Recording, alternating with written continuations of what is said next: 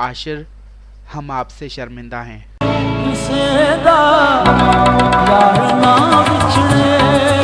Viewers, इस video में हम बात करेंगे पाकिस्तान के अजीम अदाकार, फिल्म डायरेक्टर और प्रोड्यूसर आशिर अजीम के बारे में कि किस तरह एक अजीम पाकिस्तानी, एक अजीम इंसान और एक अजीम अदाकार इस मुल्क के करप्ट और जलील हुक्मरानों के हाथों गद्दारी जैसे संगीन झूठे इल्जामात सहता रहा, झूठे मुकदमात में फंसाकर जेल भेज दिया गया और इतना मजबूर किया गया कि उसे वो वतन छोड़ना पड़ा जिसे वो बेपनाह मोहब्बत करता था।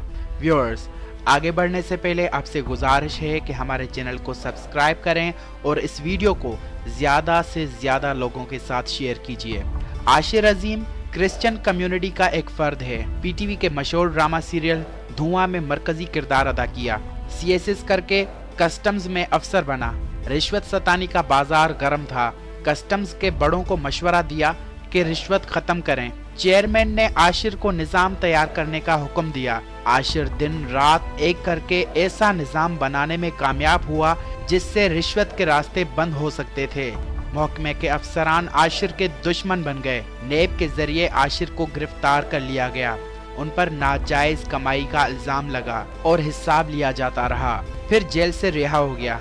आशिर बज़िद था कि अपनी बेगुनाही साबित करेगा और बहाल होकर दम लेगा। बाअसर अफसरान का ख्याल था कि रिहाई के बाद ये भी मुल्क से भाग जाएगा। जब ऐसा ना हुआ तो उस पर गद्दारी के मुकदमात और दुश्मन मुल्क की खुफिया एजेंसियों से राब्ते के इल्जामात लगा दिए गए और फिर गिरफ्तार कर लिया गया। इस केस में से भी कुछ ना निकला और वो रिहा हो गया। उसने कर्ज लेकर एक फिल्म मालिक बनाई जिसमें पाकिस्तान की अशराफिया को ललकारा। इस फिल्म की नुमाइश ना होने दी गई और आशिर का सरमाया डूब गया। आपकी जो दिल चाहेगा वो फिल्म तो चलेगी। जब तक आपकी एंटरटेनमेंट के लिए शायद कोई खातून नाचे तो उसमें आपको कोई प्रॉब्लम नहीं है, लेकिन जब कोई आपको कहे कि भाई आपको थोड़ा सा आपको आईना दिखाए तो आपको बुरा लगता है।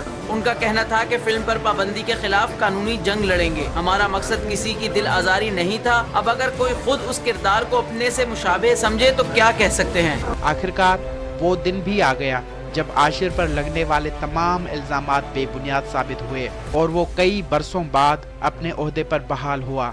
आशिर खुद को बेगुनाह साबित करना चाहता था। वो कामयाब हो गया, लेकिन बकौल आशिर मजीद हिम्मत नहीं थी। बहाली के 4 दिन बाद अपने ओहदे से इस्तीफा दे दिया और खानदान समेत कनाडा मुंतकिल हो गया। पाकिस्तान का ये अजीम फर्जंद और ज़हीन दिमाग कनाडा में ट्रक चलाकर अपनी फैमिली की कफालत करने और मालिक फिल्म बनाने के लिए लिया गया कर्जा उतारने में मसरूफ है। तो ख़वातीन और हज़रात, बहुत सारे जब से मैंने ट्रक चलाना शुरू किया सवालात आते रहे कि जी मैं ट्रक क्यों चला रहा हूँ।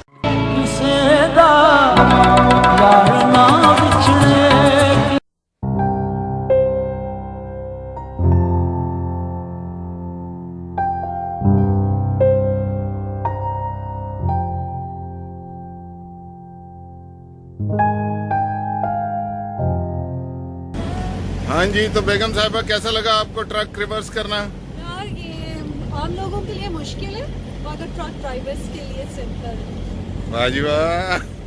चलो जी, सो आप लोगों ने देख लिया ख़वातीन और हज़रात के कितना सिंपल है। आशिर, हम आपसे शर्मिंदा हैं।